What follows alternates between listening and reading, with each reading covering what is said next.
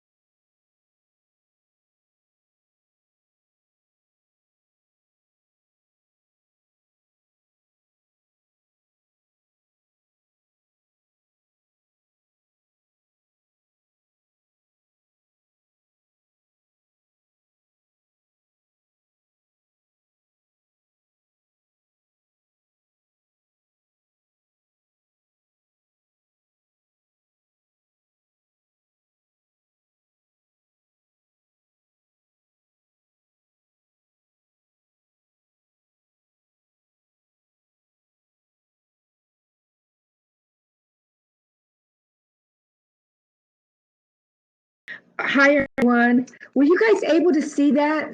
How are you? I'm Dr. Ponce Rodriguez. I'm just trying to get organized here. Could you see the actual PowerPoint? I'm working on a different platform and I always get confused with my Zoom and Teams. Yes, you can. Okay. Right now you can't see it, right? Okay, so I already know what button to push. So welcome. We're going to go ahead and get started. I have to leave right at 3:10 because I have to make another appointment and I have to drop something off. So this presentation, also this PowerPoint, there's about 70 slides. We're not going to go over all of them, but I do put it together just in case somebody wants to have notes and have something to reference. It is a very detailed PowerPoint. It's going to give you a lot of pointers on how to get money, things you need to know. You don't just need to know the websites that you are applying to, the actual scholarships. You need to know what they expect from you. So you want to know how to get the money, you want to know how to target the money, and you want to be able to plan early so that way you can retain the money, if that makes any sense. Well, welcome everyone. First of all, again, welcome to the Black College Expo for Atlanta, Georgia, or for the Georgia area and Florida. I do have a lot of information that will help you get through the process. You know, due to COVID, we're having a lot of issues right now with a lot of students not applying for financial aid. Numbers have went down, but you're still going to be going to school next year. And so you need that funding, right? So I want to just give a shout out to our CEO, Teresa Price, who puts this on. Again, my name is Dr. Gloria Ponce Rodriguez, and I am a volunteer board member, as well as presenter, consultant, and national advisor for the Black College Expo and the National College Resource Foundation. So I just want to tell you a little bit about myself. I have 30 years of experience. I've been a recruiter, worked at 3 various universities. I work currently, my job is college and career readiness at Fresno Unified School District, which is the 3rd largest school district in California. I have 30 years of experience in higher education, as well as served as in a lot of capacities at Norfolk State University. I also worked for the University of San Diego. So I have a lot of experience under my belt. So hopefully I can guide you in the right way. So get all your notepads if you need to, but keep in mind, if you have a camera, you want to take pictures of certain slides, please do so. I'm going to go ahead and get started. Now, keep in mind, I'm not going to be able to see anything once I put this screen up. So if you ask questions, they're going to have to wait to the end. Also, hopefully they can put this PowerPoint on the website for you. I still just haven't had a chance to send those others to the previous. I just was able to send some. So if you do need a PowerPoint, if you're a school or a counselor, if you have students in this presentation, I'll send it to you and then you can go ahead and forward it to your students. I am relinquishing whatever you want to use on there. Just make sure that you do mention the Black College Expo, courtesy of the Black College Expo, if you're going to be using our PowerPoints, okay? So I think that's all I need to share with you. And we're going to go ahead and get started. And I'm going to go ahead and share my screen with you.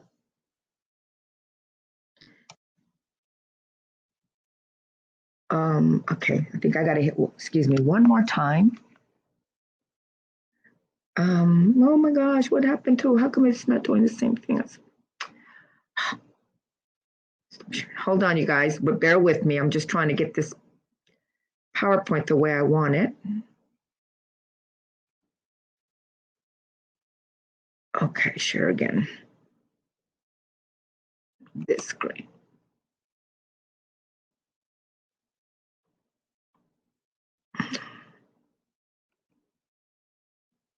Oh my gracious. Okay. Can you see the full screen?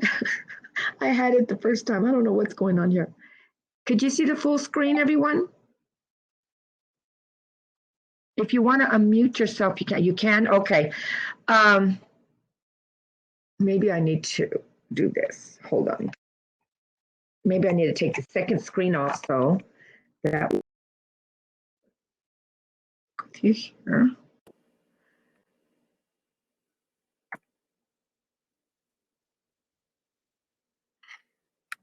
Okay, it's not working again. Oh my gracious. Bear with me, you guys. Just bear with me.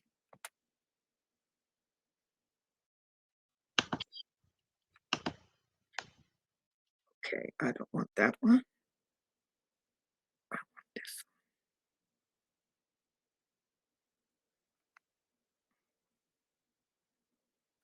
one. All right.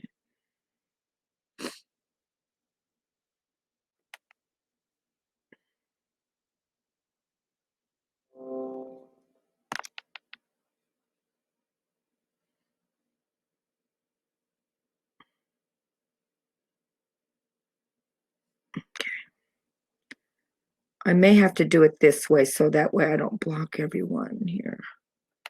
Oh my gracious.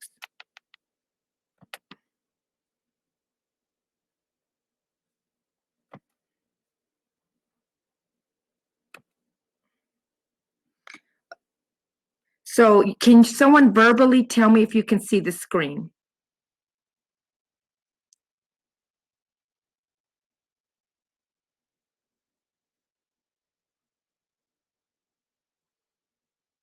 Yes? Okay. Can't see it. You can't see it? Yes, you can or you can't? No, we cannot. Okay, hold on.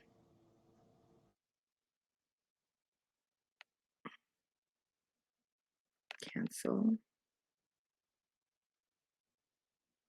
I'm going to do this one more time and see if it. I apologize, everyone. It's just, I don't know why I'm not able to show you my screen.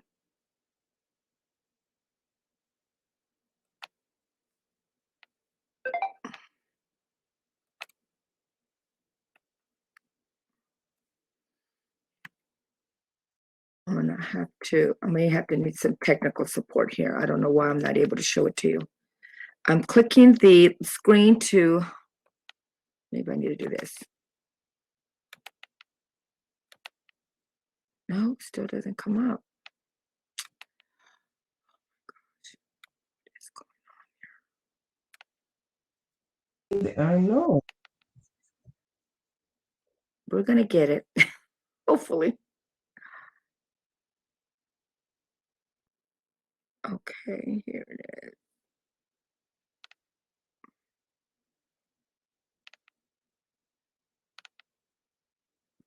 It still doesn't pop up. It's supposed to give me several screens in it, but the screen is up. I don't know what's going on. Okay. I'm gonna see if I can get someone to help me. Hold on a second.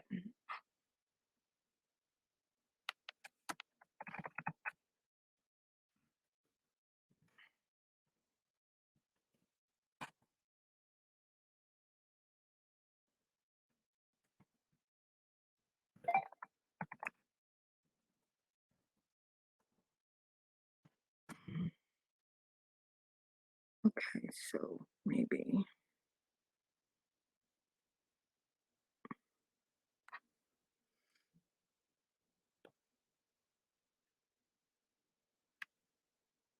Well, I'm going to keep on talking while someone's trying to come on. I was trying to show you the PowerPoint, but I'm having technical difficulties. I don't know what the issue is. I've done this so many times, and I should be able to. You shouldn't be able to see me. I'm hitting the screen. I have the PowerPoint up, but it's not allowing me to. Not allowing me to see the screen. What is going on? What about this one? It's not the one. No. Oh, someone had to log out and log back in. Okay, you guys stay here. I'm going to log out and then log back in. Okay. Oh, it froze. Okay.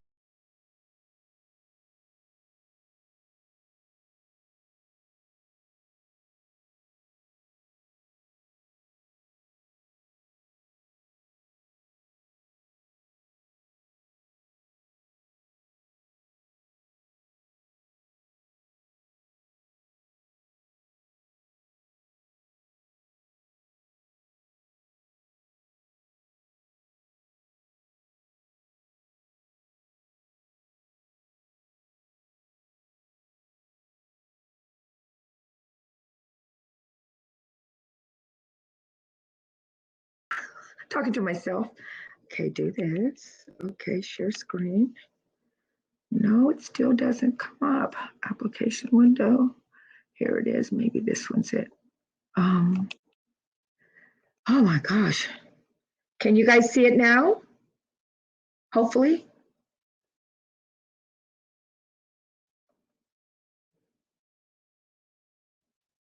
No? Can't see it? Did I mute you? We can see it. Okay, thank you. I'm like, okay, it froze. That's why I wasn't able to show it. I apologize. I knew I was doing everything I was supposed to, but I was like, what is going on? So now you're able to see it. Now I'm going to put it on a bigger screen. You probably can see the little slides on the end, but I'm going to put it on this screen here. Can you see it better now? The full screen? Yes? Okay, thank you. First, I want to just say, first, I apologize. You know how technology is today. But my name is, I want to introduce myself first. And my name is Dr. Gloria Ponce Rodriguez. I work for Fresno Unified, but I'm also a board member presenter, trainer, and consultant for the National College Research Foundation. So I volunteer my services to educate more people in the whole U.S. because there's a lot of money out there, and I feel a lot of students are just not aware of all the great opportunities or don't know how to apply for scholarships or know how to find certain aid, federal or state gift aid. But first, if you're a senior, you should already have your FAFSA completed. Many students say, well, I'm on full scholarship, or that doesn't make a difference. You still need to have a FAFSA on file. If you're going to receive grant aid from your state, everyone should complete a FAFSA if you want to receive any type of funding or scholarships or anything in that nature as far as funding. Okay, so you have to create an FSA ID, make sure your FAFSA is on file, and that is for high school seniors. Now your rising seniors, your juniors that are going to graduate this May, June, you should start your FAFSA October 1st. Create your FSA ID first, and then go ahead and apply for your FAFSA. The reason why I say October 1st, many people are not aware that funding is normally based on first serve for some of the aid. Some of you may be guaranteed federal Pell, some of you may be guaranteed your state aid, but work study money and another grant called Supplemental Educational Opportunities Grant is based on first come, first serve. And if you're looking for a job on campus where they pay you, which is great for you, also to get experience, it's normally depleted the first month of October, okay? Based on first come, first serve. So the earlier you apply, the more money you will receive. Why you need the FAFSA, of course, you need an FSA ID to sign your FAFSA. I'm not going to go over this too much. I just kind of want to just share with you how important this is to be prepared to have your FSA ID. And a lot of students make a mistake, so make sure that you write everything down, your username and password. Now, this is the way the new application looks. So many of you seniors already seen this. Those juniors, sophomores, you probably haven't. Just get familiar with the website. You can visit the website in the early stages. What I find is that many times that we have first-gen students, also students that are from low-income families that are not familiar with the process. Familiarize yourself. Trust me, you will learn so much. And you can also pull scholarships from this website if you go to resources, okay? So we already know that the COVID has disrupted the admissions. Not only admissions had disrupted a lot of students' lives and families. And so the financial aid is still there. They still offer over $150 billion of federal financial aid. That's not even including your state aid, as well as scholarships, institutional aid, and private scholarships. So there's a lot of funding out there, and we're going to kind of go over the funding so that way you understand where certain money comes from and what access you have to this funding, okay? But one thing you definitely need to know is that there's a lot of resources out there. For example, you may have a dream school. Go to their website, go into their financial aid website at that school, go to the drop down and ask, what is it? They have institutional aid. They also have out of school aid, meaning off campus aid. They have a list of various types of scholarships on their campus. Most universities have an endowment, and an endowment is funding that a university has. So for example, Harvard has an endowment of $42 billion. So there's a lot of funding there. 20% of their students don't pay for their room, board, tuition, and fees. They're full ride because their families, they may have gotten into the school and their families make less than $65,000 a year, and it's a full ride, room, board, tuition, and fees. A lot of people don't know that, but if you plan early, if you have some younger siblings that do well academically, you need to also inform them about these great opportunities, right? So check with the school. All schools have a financial aid office, right? And they all have a list of their institutional scholarships, okay? This year, I'm not for sure for next year, the SAT and ACT. So you seniors, you probably don't have to take the SAT. Like here in our area at the Cal State system, a lot of our students are not taking the SAT because there's no place for them to take it. So many schools are accepting students with just their GPA. Also, some schools have also dropped their admissions GPA to get in. For example, here in California, Cal State's average to get into a Cal State system is 2.5 and above. They dropped their GPA based on the number of students they have down to a 2.0. Of course, they would have to take some other type of testing at their school. But if you're interested in a certain school, this may be a great opportunity for you to ask questions and see what the requirements are. Also for scholarships. Some scholarships, the most two important things about admissions and scholarships is the essay and your transcript. Okay, that is the two most important things. However, some people do require for the SAT and ACT. So make sure that you read all the instructions when you're applying for either school or for various scholarships. And keep in mind, there's various types of scholarships: federal aid, state aid, institutional aid, and private aid. And we're going to go over that. What is a scholarship? Well, a scholarship is money paid to you. And you need to know this because I, as a college recruiter, but also a financial aid person, working in student accounts and also enrollment service supervisor, I know all the pit holes where a lot of students fall into. For example, you may get a scholarship. Maybe it's a full scholarship on your merit. You have above a 3.0 GPA. And it tells you on the contract, when you sign that contract, if your GPA drops, they can take that scholarship from you. So don't get distracted on the campuses when you're on a full ride scholarship or you're receiving a scholarship every year for 4 years. Make sure that you read your contract and make sure you keep up your grades. If you're an athlete, same thing. Make sure that you're doing what you're supposed to do because they can adjust that scholarship and you're using that money to go to that school that's your dream school. So make sure that you understand this. Also, scholarships, they're basing it on full-time status. Full-time, write this down, is 12 credit units and above. That's based on federal aid, okay? And so most schools is 12 credits and above. That is a full-time student. If you're worrying about dropping your grades, and I'm saying this because it happens all the time, and you drop that course, you may save the grade, but you just lost that scholarship because you went from full-time to part-time.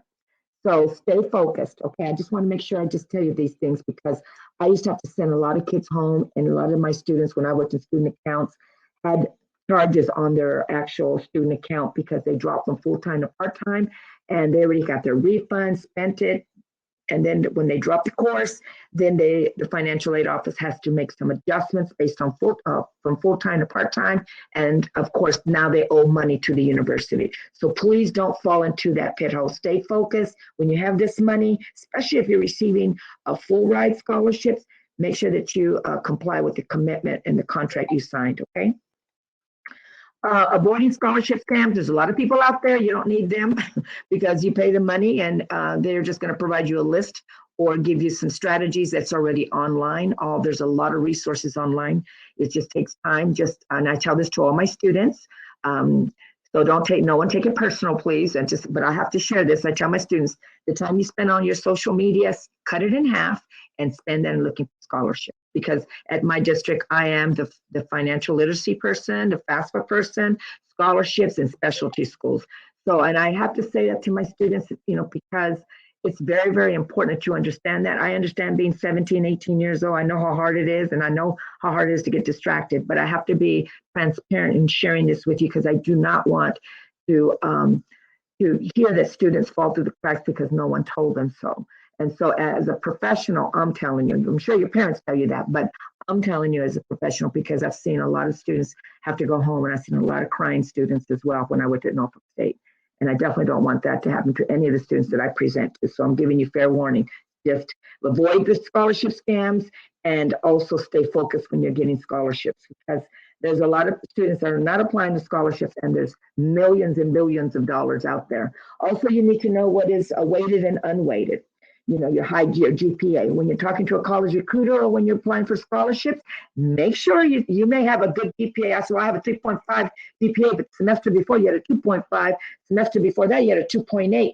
So no, your GPA is not a 3.5. It has to be a cum GPA because then you throw recruiters off and you throw the people that are giving you the scholarship. And then when they get the transcript, it's so different than what you put on the application. So when they're talking about your unweighted and your weighted, your high school GPA may be measured on either an unweighted or a weighted scale, right? But you have to follow the instructions. What we found with a lot of people applying for scholarships, they don't read everything. So weighted and unweighted delivers a different type of GPA. So you definitely need to make sure you understand what they're asking and making sure that you're completing that application accurately, okay? Now, I always share this too. A's and B's always look good. I was a college recruiter. B's and C's, C pluses. A lot of people say, well, I don't have a 3.0 and above GPA. That's okay. Because there's a lot of scholarships out there just because you may be first gen. You may have a 2.0. You may, like this, the College Board has a new scholarship, and we're going to go over that because I'm going to provide you their website. You may have had struggled a certain semester, and you share it in your essay. And I know this because I used to give out almost $500,000 for entry and freshmen at Norfolk State. I was kind of on that committee. And so when we make decisions, I'm giving the students that a 3.2 over a person that had a 4.0. Why? Because that student was able to handle challenges. They explained the challenges on their essay. The mother was in the hospital. Mother passed away from cancer. They were studying. I know that student can handle a lot of stress and still keep up those grades, especially at that age. So he overcame so many obstacles. And I have another student that may have had a 4.0, but also depending on major. So there's a lot of variables involved when you're providing your transcripts. For example, my nephew had an F in trig in his senior year. He had a provisional at Lincoln. He got in. He graduated 3.7 this May. He already has a job, making 40 something for intro job. That's pretty good. So never cut yourself short. Never think. I had a 1.1 GPA. I was a high school dropout. I had 11th grade. And I'm sharing this because I try to motivate young people. Your brains are like sponges. And I know we have a lot of distractions. I come from a single parent home of 8 and living in the most concentrated poverty community in the whole United States. And I know about poverty, but I also know how important education is. And so I have my doctorate. I went to school at the age of 37 with a 1.1. The only thing I had was a GED. I got in, graduated in 4 years, and received my master's. I received 2 degrees in 5 years. Got my PhD in 2013, and currently I'm getting my second master's at Fresno State in multilingual, multicultural. So I have 2 masters, so 4th degree. So no matter where you come from, you can make it happen. And I say this because this has to be something that that motivates you, because one piece that we're missing in schools these days, especially these days that you're dealing with this COVID and staying at home, is a lot of self-esteem, depression, all of that. But just know this, it's only temporary, only temporary. So get all the support that you can receive. And so if you don't have the grades this semester, try to make them up.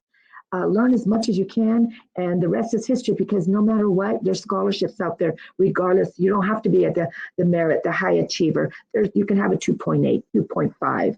It could be the major that you're pursuing. You may be a math major. I mean, there's all kind of different opportunities in receiving scholarships. And so everyone should apply. Keep in mind that the people that are reading your essays are real people just like you. Sometimes you have some that use a rubric. Then you have also, there's different types of essays. There's a personal statement essay. There may be a prompt essay, like at the UCs.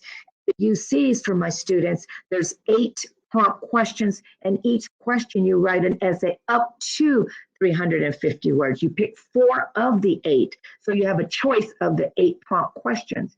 So, and also if students make under 80,000, this is for our California residents. If the families make under 80,000, they can go to UC Berkeley, UCLA for free if they get in, and their parents make under 80,000. So there's all kind of opportunities. That's just in our state.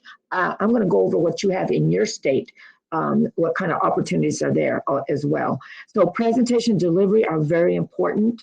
Take pride in what you're writing. Please do not write it the day before, because this is the way I always share with my students. If you put in 10%, you get 10% back. You put in 100%, you get 100% back. So make sure your presentation and delivery and your essay is powerful. The message has to be powerful. We're going to kind of go over that. I'm going to give you a few tips on how to write a good essay. Avoid fancy fonts, ladies, because sometimes we get a little fancy with the cologne or the perfume or the colors. Please follow the directions. Normally it's in the regular 12 font size, right? And we just want to make sure that you don't make these real fancy essays. I have had some come across my desk, and some have smelled, some paper pink. I mean, all kind of different things. So just try to keep it professional. Postmark versus deadline. Now, there is a deadline depending on who's asking. If they say the postmark deadline is the day you put it in the day the postman puts the postmark on it. Now, a deadline, and most people will take that postmark from the post office, even though it may arrive after the deadline because we don't have enough people applying for scholarships, but read the instructions. Also, if there is a deadline, I encourage you to call and ask if they gave an extension. Why? Because they do not have enough people applying for scholarships, especially people of color, okay? So they want you to apply. And a lot of times, like for example, the 1890 Scholar Program that's in for the U.S. Department of Education or U.S. Department of Agriculture, they have they may have a deadline on the 1890. I know once before it was like February 1st, then they extended to March, and another time they extended it to May. Why? Because they didn't have enough people to apply. So call them and ask about the debt, see if they extended it. And then tell a story in your writing, because that's the judges want to know you. Please do not write the whole essay about your parent, because they're going to want to recruit your parent, offer your parent the scholarship, not offer it to you. Yes, include your parent, but your parents, many of your parents have contributed to your success, have been the spear of the family, encouraging you to do better and to do the best you can, because they always want you to be at your full potential. But they want to know who you are, okay? That's who they want. They want to know who's applying, who are you, who are we giving our money to? So tell a story. Use a difficult challenging situation and turn it, what did you learn from that situation? And make it positive, okay? They like to hear that, especially if one semester, I've seen a lot of essays. I can share some with you. For example, I had a young girl, never had a boyfriend before. Family was very strict, very good family. But when she got on the campus, she went a little buck wild, and she kind of messed up one semester. She almost lost her scholarship, but she admitted she had never had a boyfriend before, and we were able to keep her scholarship. She did come back to school for the summer school, and we'll work with her. So sometimes in high school that happens to you as well. You never had a boyfriend, or you may have had a tragic situation happen. We can tell on a transcript, oh, something happened in 10th grade. Grades dropped here. What happened? So sometimes if you explain that and be honest and be transparent, like for example, I never had a relationship before, but I learned from that relationship, and I know how important my academics is, and that's why I maintained my GPA in my senior year. My sophomore year, I didn't. And she was honest because she wanted us to let us know what happened. I gave her a scholarship because she was so honest. And I said, you know what, she learned from that situation. So turn a negative situation into a positive situation. When your transcript shows it, maybe, and I know some of you can relate to this, maybe a semester or two, your grades were suffering, or maybe you were in sports, or you maybe had, maybe you had a family member pass away, or something may have happened, or you were going through a hard time. Explain it in your essay, but also talk about how you learned from that situation and how you are a lot, more resilient student, and how in college now you know how important education is. Okay, I just wanted to share that with you. Now, apply only if you're eligible. So if you're applying for a scholarship, and they say you have to have a 2.5 GPA and you have a 1.9, well, that's not good. Or a 3.0 GPA and you have a 2.8 GPA. Again, that's for that weighted, unweighted. Pick up the phone. They have a phone number or they have an email, and ask them. All they can say is no, because sometimes they may take that unweighted. So it's up to the actual grantor what their rules and policy and regulations is as far as awarding students funding, okay? Complete the application in full. Please do not leave blanks. I had to put those, and I'm gonna say what line 13 means, because someone asked me, what does line 13 mean? And I got that from another counselor years ago. See, that goes to line 13. I said, what's line 13? That I'm not gonna look at fire. I said, oh, okay. So now I use the same reference. So line 13 means if you do not complete that application and you don't answer those questions, if there's a question, just put NA, it's not applicable, okay? But do not just go over an application not completed. Make sure it's completed, because they will put you in line 13, because they're not going to try to figure it out, and they're not going to phone and call you. Make sure that you complete that application accurately. Follow directions. So if they asked you to complete a 500-word essay and you complete an 800-word essay, you didn't follow instructions. They said up to. Make sure you read that, up to. So it could be anywhere from 300 to 500, or it could be 500, but keep it around that number, okay? Because they read thousands of essays. And make the intro powerful. I mean, because sometimes we don't go past the first paragraph. Sometimes they don't read. It just depends. If they have thousands like me when I was giving out scholarships, it had to really be powerful, and I have to be gravitated and continue reading the actual essay. So just make sure that when you start writing your essay, sometimes, you know, I'm going to be honest, it's sometimes for us readers, because we read so many, we get the same type of intro. My name is Gloria Ponce. I graduated from Edison. I maintain a 3.3 GPA, senior. Okay, fine. You may want to start off with a powerful message, a quote or something. I had some foster kids, and one of my foster girls, she wrote she wanted to write being foster care. Are you sure you want to write about that? She says, yes, okay. She wrote it out. And I says, you know, I read it, it's good. You got to move some things around. I says, you need to start off with some statistics. Since you're a foster child, talk about, you know, do your research, because that's one thing about grantors. When we give out money, we like that. Only 3%, according to, I forgot what agency, organization, only 3% of foster kids receive 4-year degrees. That's powerful for an educator. Okay, and I have been in foster care, and she told her little story and she talked about me, talking about changing her life and so on. And she also received a scholarship from the Black College Expo in her junior year. So I did edit for her, meaning I just kind of told her you need to move, it was her essay, you need to add this, and you need to move some things around where it can flow. Make sure your essay flows, and make sure it's powerful and it's about you. When you're talking about your parents, kind of keep it maybe to one sentence about your parent and how they were, you know, they made an impact in your life, and if it, you know, whatever you want to say in your own words, but just make sure that it's about you. What are your likes? What are your dislikes? You know, what do you want to major in and why? Like, for example, for my students here in Fresno, we live in one of the most concentrated poverty cities in America, a tale of two cities. I want to be a physician. Why? This will give me an opportunity to come back into my community that is below poverty rate. And it takes 3 or 4 or 5 months for low income families to see a doctor. And so that sparked me to be a doctor, you know, to be a physician, something like that. What motivates you to be what you want to be? And give them a reason, because you know that's very powerful in the essay. Also, make a strong impression with your passion. Put your passion into your essay. Watch for deadlines, as I mentioned. Make sure your application gets to where it needs to get to, and make sure that you have a backup on your USB and have a copy of the original, if you sent the original, or if you're going to scan the original, scan it, don't send your original, keep those in your important files.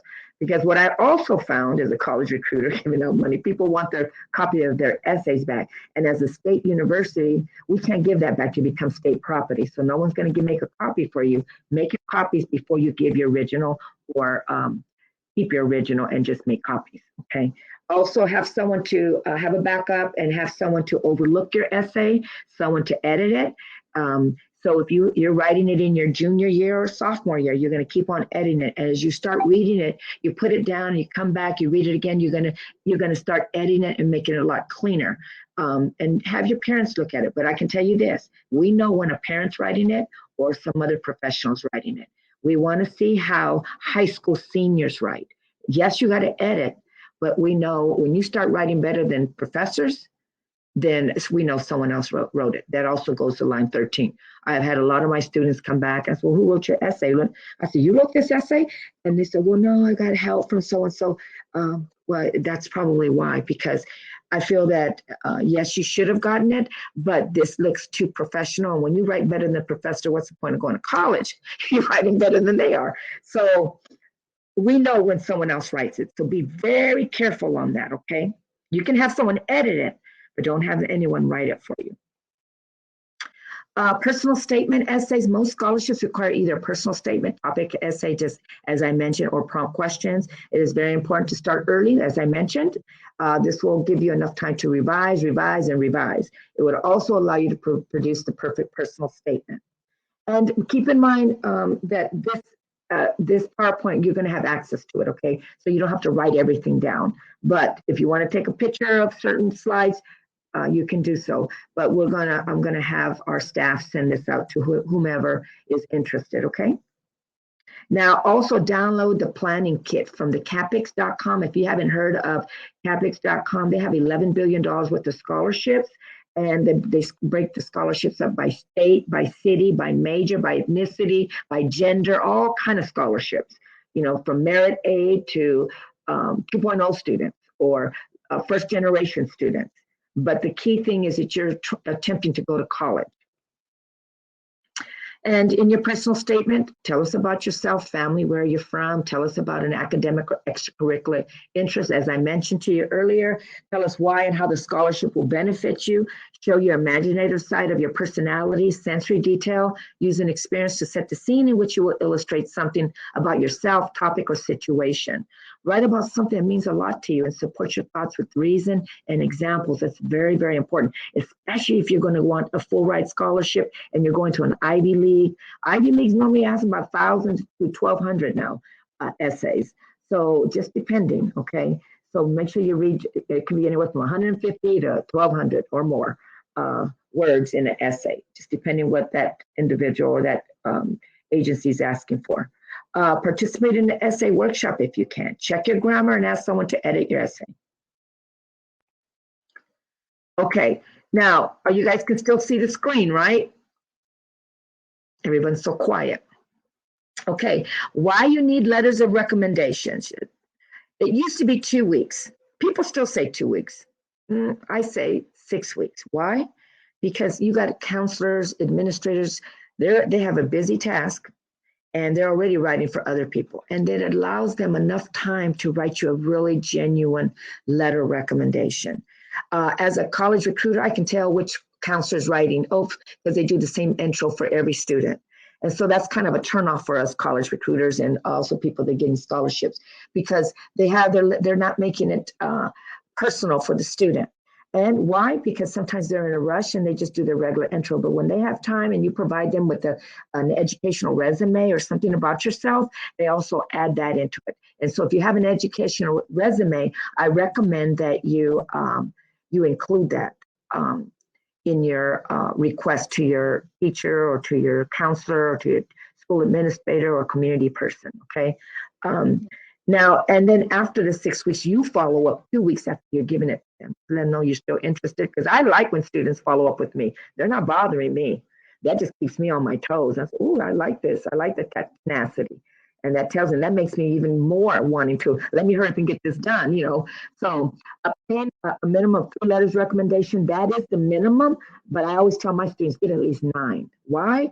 Because sometimes someone may write something special, or you may be writing something, applying for a scholarship that requires something more detailed, and someone may write a nicer one than the other. Some of them may show more of your academic skills, some of them may show more of your leadership skills, so it just depends. So for the Ivy Leagues, they require 2 teachers' recommendations. So it just depends. But if you can't, you know, 3 is required. And normally it's from a teacher, a counselor, administrator, and a community person. Provide the requested information for the recommendations, sometimes an educational resume, like I mentioned. Make copies for yourself. I recommend my students, when you're applying with as many scholarships that are out there, I said, you know, if you apply for 5 scholarships a day, once you have your 2 resumes ready, you can alter them. That's why you're going to make sure you have everything on a USB drive and make a file just for everything for scholarship in college. You just make sure that you make copies. But once you have, if you have 5 and you're going to send out 5 out a week, all you do is make all these copies of your letters of recommendation. You clip them all together. The only thing you may have to change and alter is your essay. And you already have your USB drive. All you have to do is just make some alterations. What you don't want to do is, if you're applying to Norfolk State University and you're going to Hampton, and in the middle of the essay, you have Hampton, but you're addressing it to Norfolk, they'll put you in line 13 too. It just depends. They may not like that. So it has happened many times at my students apply. And I said, what? They're saying the same thing to this other school. So be very careful on that. I'm just trying to give you some tips here, because it happens all the time, especially when you're writing out a lot of scholarships, and you may overlook that, okay? But the reason why they write letters of recommendation is because they describe your skills, your accomplishments, and your personality. It also validates your essay. So, okay, what you're saying, I've seen some of those too. That I know that this essay is not this student's essay by reading the letter of recommendation. So that may have been another student. That student may have shared that essay with them. Hey, you can use my essay, because that happens all the time. But that's another reason that the letters of recommendation are needed from those other individuals, whether it's your teacher, counselor, administrator, okay? Just giving you all the tips, what we do. I'm telling you what we think on this other side. So if you don't get something, if you don't get some funding, and your friend may have gotten, and you're saying, well, I have a higher GPA than that, I'm more involved. It may have been your essay. Okay, so make sure you just follow the instructions. It shouldn't be that difficult. Okay, and have someone edit it for you, and make sure it's on letterhead as well. Okay, so this is just another slide. I already mentioned this to you. So now, don't lose your state grants by not conducting your research, okay? Now, for example, our deadline was March 2nd, and I still haven't had some students that didn't apply by the deadline date. And we have Cal grants, and we also have campus aids at various schools. And we have two huge, large systems, the California State systems, which is 23 colleges and universities throughout California, and we have 10 UCs, UC Berkeley, UC Irvine, UC Merced, UCLA, UC San Diego, all those, right? Well, the deadline is March 2nd. If I have a student applying right now for FAFSA, and they applied for the UCs, but they were late on doing their FAFSA, procrastination sometimes, or sometimes things come up, but I don't know what your deadline date is, but I know ours just ended March 2nd. That my UC student with the 3.0 and above GPA just lost $12,570. Yes. My other students are going to Cal State. They just lost $5,560 something. Yes. My community college student, you just lost $1,600 of Cal grant. So you see how important it is. So you have a state, and this is so critical. This is where we miss a lot of our students. You have a state deadline date for your state aid. You need to check and find out, hey, if we don't apply by this date, do we lose our aid? I know in California we do. Now, you may not lose your Pell Grant or your federal aid, because that's all the way to June 30th of next year, but the June 30th, you need to apply by this June 30th. But again, you had until October 1st of 2020 to apply. 6 months, you lose your work study. So it's very, very important that you apply early. And if you're not a senior, you're a rising senior or sophomore, you definitely need to be prepared for this, okay? Most states offer their residents some type of financial aid, either their Department of Higher Education or through their dedicated assistant program. And we're going to kind of go over some of yours with you. Scholarship and grant programs are common, okay? So there is a website on the bottom, and move this to the side, that lists all the states. So I would take a picture of this and go to that website and find out what your state regulations are. Okay, it's very, very important. So if you're a parent, and if you're a counselor, counselors should know, but sometimes they don't. Go to this website and it will give you what your state policy or regulations are for your state. Okay, whoops. What happened? How come it's not moving? Okay, now for Georgia area, now remember it's Texas, Oklahoma, Arkansas, Louisiana, Georgia, Florida, all of this. You guys have something called the Academic Common Market. If you're not familiar, this is an old slide. If you're not familiar with it, you need to go to these, take a picture of this right here on the bottom for you. And every part of the United States has it's more like an exchange program. Like a student from Florida can go to Texas and get a discount. Okay, so here the average in 2017, the average savings was $15,467. Okay, and this is the academic common market. We have ours here is called the Western Undergraduate Exchange Program.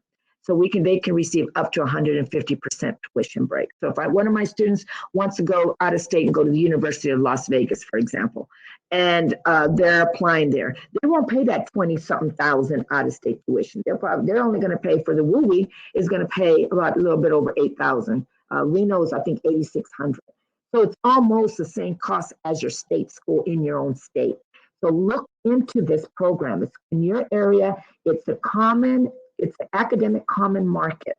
And of course, the tuition average is more than what it was in 2017. But this is a great resource for you if you're thinking of going to any of those states there, including Virginia, where I used to work in Norfolk State.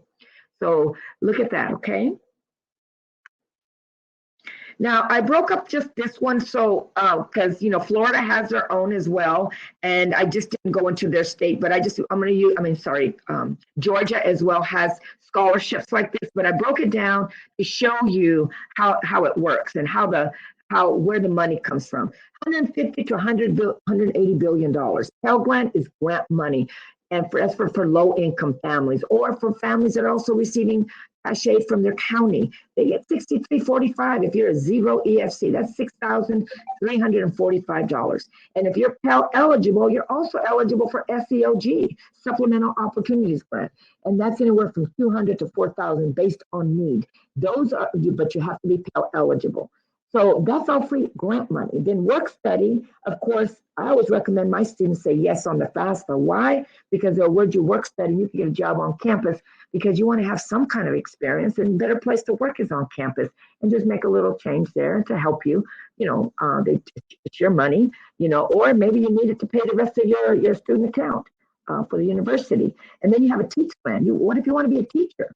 Look at the state and look at the teacher's need in that state. A teach grant will give you regardless of your parents' income. You don't have to be low income for teach grant. Your parents can make $500,000 if they want to, but if you want to be a teacher, they're going to give you a $4,000 grant for 4 years. And if you want to get your master's, that's another $8,000.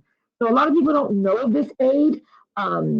Again, it is a lot of information, but there's a lot of money out there. And then you have military, parents that were in the military, maybe the 911 and the Afghanistan one. And so there's military, there's money there. That's not ROTC, it's a little different. It's federal grant money, okay? And then you have your state aid. This is another pocket of money, which we're talking about here. Like you see, Florida, there's this, I don't know the exact date, but I think theirs is also in March 2021, sometime in March. So you need to apply for your FAFSA if you haven't done so, because you have to have that FAFSA before you can get your state aid in most cases throughout the U.S. So they have the Florida Bright Future Scholarship, the Florida Tax Credit, McKay Scholarship, Opportunity Scholarship, Bananquisto, I can't say it in Spanish, Scholarship Program, Florida Student Assistance Grant Program, Access to Better Living Grants. They're all different types of scholarships and grants that they have for their residents in the state of Florida. Same thing with Georgia. Georgia has the same thing, just different. They call theirs a little different. So we have the same thing. We call ours Cal Grants. So Cal Grant A, B, and C, in the middle class scholarship, we have the same. So every state has their own state scholarships. Then you have institutional, as I mentioned earlier. There's all kind of institutional scholarships. The endowments at universities are huge.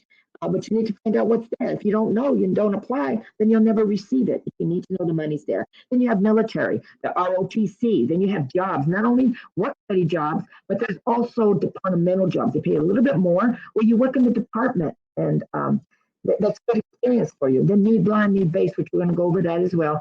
That means that they don't look at your income. If you get accepted and you fall under, a certain income threshold, then you don't pay for anything. And that's mostly the Ivy Leagues, all of the 8 Ivies, including about 60 to 80 other public Ivies and baby Ivies. That, like here at Stanford, offers that.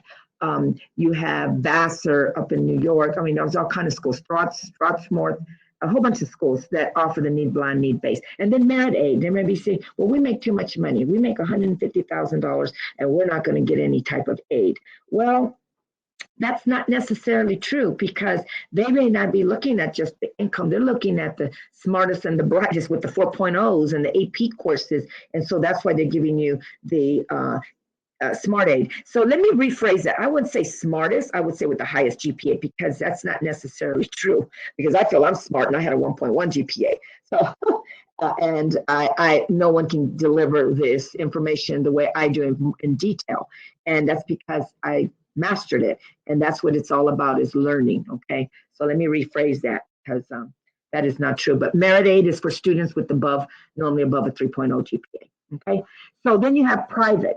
Then you have scholarships, internships, move this to the side, internships and other types of aid. So your parents may work for a company and they may not even know they have tuition remission. What's that? Well, some companies will pay for their employees' education, maybe a class or two a year, something like that, or their children's as well. So it's called tuition remission. And like I'll name some, like Bank of America does that. FedEx does that. Coca-Cola does that. They pay for either their employee or their child. They'll pay for 1 or 2 courses in college. So a lot of times the HR, that's an incentive. So the only people would know that. And that's normally large corporations. So you may want to check if you've never checked before.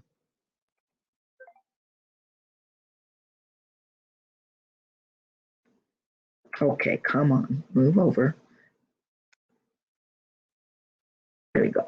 Okay, the Florida Bright Future Scholarship. I just kind of wanted to go over this a little bit with you just so you can see. This one is a state of Florida lottery funded program to reward high school graduates who demonstrate high academic achievement and enroll in Florida post-secondary education. So if you're there attending Florida, then yes, there's some funding there for you, but you got to find out. Now this is kind of old because I did a presentation before, new for 2016-17. I'm sure it's still happening now. It's all normally the same. So just go into their website and you can get more information on that. Here's a create an account now. You're going to have to, if you're a Florida student, you have to create an account. If you're a Georgia student, same thing with your state. Normally you have to create an account. California, they have to create a California Web Grant account. This is how you monitor both your federal and your state aid. And it also gives you information. You can monitor it every year and log in as many times as you want. But it's a really great resource. Here in our state, it's a state law. If you're a student applying for FAFSA, you are required. We are required as counselors to make sure that our students apply for the California Web Grant. I don't know if it's a requirement in your state, but you definitely need to create an account. Okay, here it says students, well, according to Florida, they say students must submit a completed Florida financial aid application for programs denoted by an asterisk. In order to apply for state scholarship and grant programs, a student must first create a student account. So yes, you got to create a portal. So just like we do, if you're going to get that Cal Grant, you have to have a portal. So make sure you do that, okay? And so you can see all these various scholarships. You can go to the website and retrieve that. My focus is that I'm trying to leverage these resources so you know that these resources are there for you. Then, oops, where's my, I'm missing one? Oh no, there's George's on there.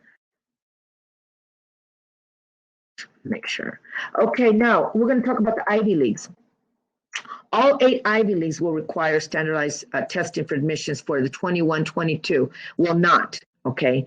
For the 21-22 academic year, they're not requiring it. We don't know what's going to happen the following year, but you need to, if you're interested in any of those schools. Student family incomes less than $65,000, everything's paid, tuition, room, boards, and fees, everything.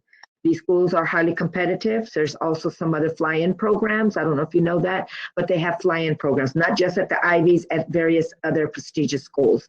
And what is the fly-in program? Well, the fly-in program is a program that if you're low income, they will cover your airfare and put you up on their campus. That does not mean that you're going to get into the campus. That just means you're a good prospect for them, and they want to give you a tour of their campus. It also gives you first time to feel how does it feel to be on a college campus. So the Ivy Leagues do offer that, as well as other prestigious schools. And I'm going to give you a list of the schools that do, some of the schools that do offer that. This is me back in 2011 with my students. We do tours This was Fresno Unified, but also the National College Resource Foundation.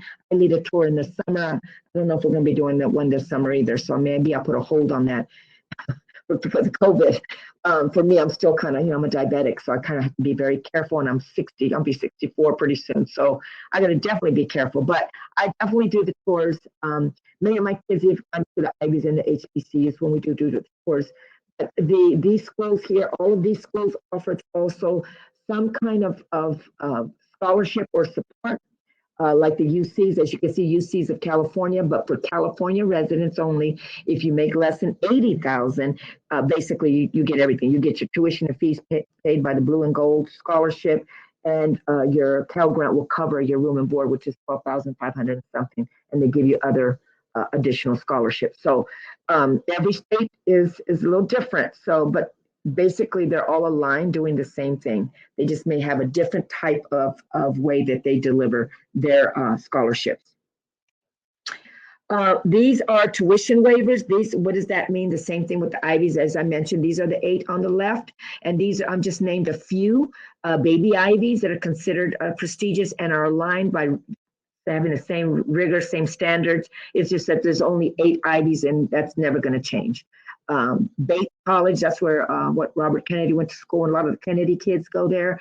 Bates offers the same thing. You make less than $65,000. It's a small school, but it's a very prestigious school. Costs like $60,000-$70,000 to get into that school. But again, it's need blind, need based. Amherst, Westland, Middlebury, MIT, Vassar, Stanford, West Point in the UC systems. Okay. Just want to make sure I went over that. Now, you can afford, a lot of people say, oh, Harvard is so expensive. Yeah, it's about almost $70,000 a year, but they're really, in most cases, they're less, especially for low-income families, they're less than in your local state school. So getting into Harvard or other Ivy Leagues can be challenging. Figuring out how to pay for it shouldn't be, okay? And that's the message. The Ivy Leagues are more affordable than public universities. For 90% of Americans and international students receive exactly the same financial aid as American students, including Dreamers. The Dreamers are also included in this as well. Now, need blind, need base, they cover, like Harvard has, I think, 20%. They're trying to reach 30% of their entering freshmen to receive the need blind, need base. So they're very underrepresented. That's what I was mentioning to you earlier. Still, if you fit in this category, some people say, what kind of, I don't have a 4.0.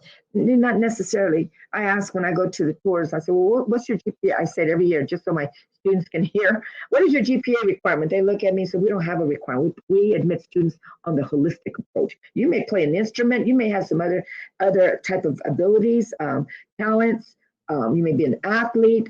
You may be a stellar piano player. You may have a 3.3 GPA, maybe only taking 3 AP courses. Still apply because they have taken some students with 3.3. Yes, most of their students are 4.0, 3.9, but they also accept students, especially if you're a minority, like my friend Elizabeth Hart at Brown University. She focuses more on the African American and Hispanic students. And a lot of my kids have gone there and they have 3.4, 3.5, and they've gotten in. And that's an Ivy League. But you have to keep in mind that there's a lot of rigor. So you have to be mentally, physically, I would say physically as well, prepared to attend these schools. These are great schools. There's a lot of support at these schools. I didn't know this before, years ago, that they had so much support until I actually go there. They have a Latino part where they have a whole organization, a whole building to help Latinos as well as African Americans. So because they know the struggles that we go through, so they provide that additional support. If you feel like you got the grades, but you're not sure if you can handle it, some students feel that way. So they do have a lot of support, emotional and social support. I just kind of wanted to show you this. This is kind of a little old. So at one point, you could see Harvard was at 37. They're at 42% or more. You see Yale, Texas, Princeton. These schools receive a lot of funding. According to Forbes, Harvard is sitting on a $40 billion endowment, 2015. So, and they're the oldest school in the I don't know if it's in the world, but in our nation it is. They're the oldest school. And this is, I just put this here for you so you can kind of see the first year applicants, both international and US candidates, Harvard College questions, Common App application, what you need to do. Now, keep in mind, if you're interested in these schools, we're going to go over various other schools as well. But if you're interested in these schools, if you are low income, they will waive the application fee for you, okay? And keep in mind, they accept you on a holistic approach. So earlier I was talking about a fly-in program. I'm just using the UPenn because I work very closely with UPenn too, and they're trying to recruit our kids here in the Valley. They have a fly-in program. It's called the PEAP program. If you're interested in UPenn, call them, find out for next year if you're a junior. This is an older one in 2019. So as you can see, their deadline is September 8th. So if you're a rising senior, rising senior, and you're thinking of going to start doing your research early because the deadline date in 2019 was September 8th. So it's got to be around there and find out about it. They'll fly you in. It's funded by the school, the Office of Admissions. I wanted to show you how this works when I say need blind, need base. So that way you have a visual, like 0 to 65,000. What does it cover? 100%. What's the average grant? 67,350 is actually a little bit higher than that now. What does it cover? Full tuition, college fee, free, room and board. Okay, I meant to say college fee, so that's a grammatical error. Sorry. And then 65 to 85,000. What does it cover? Grant of 62,865. That covers your full tuition and fees and 71% of your room and board. Well, what else? I make a little bit more than that. What if I make 120,000? Okay, we'll look at that. What does it cover? 100% qualified. It covers average grant of 55,540, full tuition, college fee, and 37% of the room and board. Room and board is normally about anywhere from 12 to 15,000. Now, and if you still don't have enough, they'll give you a job on campus, because I know that some of the students I've sent, some of their parents made a little bit more because she was a principal and her daughter didn't pay for anything. They gave her a job on campus to compensate and not so they don't pay anything. Also, if you have other bills, sometimes they make adjustments. The Ivies will work with you, okay? Just wanted to show you this scale. So these are some of the college fly-in programs like Columbia, UPenn, Dartmouth, MIT, Amherst, Johns Hopkins, Vassar, Emory. You heard of all these schools. Then you have Carnegie Mellon, Bowdoin, Colgate, Washington, St. Louis, Vanderbilt, Swarthmore. Swarthmore's and a lot of times students say, well, I don't want to go into the sciences. I'm going into the arts. Well, just know that Swarthmore is the third best liberal arts school in the nation. They're right outside Philadelphia, and they got need blind, need base as well, okay? And then, of course, other schools, but these are just a few. So, great example of an essay. I took this clip off the internet. When I do my research and say, how can I help students better in writing essays? I can tell you, but I want to show you. This young man, whoever wrote this essay, you need to get out, Zoe? You need to go outside? Stop walking around. Sorry, my dog. I don't know if she wants to go outside. She's not making up her mind. Music has become the spark of my intellectual curiosity. I directly develop my capacity to think creatively around problems through the infinite possibilities in music. I mean, she wrote passionately, or he wrote passionately. And here's the essay that got one team accepted into every Ivy League. Okay, so this is just an example. And he talked about himself. Didn't mention too much about the parents, but it talked about music and how he uses music in his everyday life. So this is a great example of an essay. Now, the Common App to apply for not just the Ivy Leagues, for many other schools, even some HBCUs, you can use what is the Common Application. They actually work with over 900 member colleges, and some of these schools also offer fee waivers. 200 of them offer university has no fee application fees. So this is a website that counselors always go into. This is where they upload their letters of recommendation. It's like a one-stop shop. But there's also something called the Black College app that you pay one fee of $35. I think I have it on this presentation. You pay one fee of $35 and you apply to 54, 55 HBCUs. But we'll go over that in a minute. Now, these are for the students that say, well, I don't have that high GPA. Learn about this new College Board Opportunity Scholarship. They don't ask for an essay. They don't ask for GPAs or test scores. The program rewards students for simply completing the actions they need to take in order to apply to college. For more information, please contact their scholarship details, the official rules. This is a college board, so you can go down to the right-hand corner here, if you can see this, and it's saying cb.org/opportunity. So you can check that out as well, okay?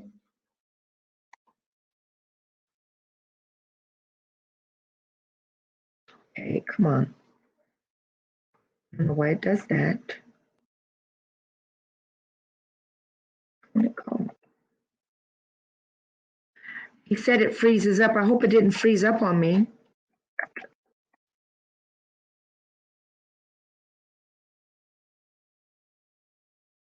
Okay, there it goes. I have to keep, sorry. Okay, so this is another scholarship. These are my students. This is when I was a recruiter at Norfolk State University.